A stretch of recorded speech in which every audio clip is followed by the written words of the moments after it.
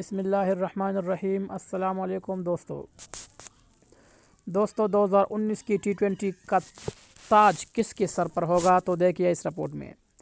2019 T20 ranking batting में 10वें number पर मॉर्गन इंग्लैंड की खिलाड़ी मौजूद, 9वें नंबर पर विराट कोहली इंडिया की खिलाड़ी है, जबकि 8वें नंबर पर हजरत जाज़ई जो कि अफगानिस्तान से ताल्लुक़ रखते हैं वो मौजूद है। 7वें नंबर पर वेस्ट इंडीज़ की लेवस मौजूद है, जबकि 6ठे नंबर पर केएल राहुल मौजूद है जो कि इंडिया की खिलाड़ी है। 5वें नंबर पर ग्लेन मैक्सवेल मौजूद है जो कि ऑस्ट्रेलिया की खिलाड़ी है।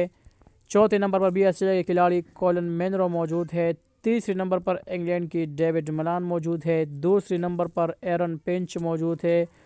और T20 के सर का ताज इस बार एक दफ़ा फिर बाबर आजम के सर पर, पहले नंबर पर बाबर आजम मौजूद। दोस्तों, अगर आपको वीडियो अच्छी लगी हो तो इसे आगे फॉरवर्ड करें, हमारा यूट्यूब चैनल सब्सक्राइब कीजिए, साथ में बेल का आइकन भी दबा दीजिए। शुक्रिया।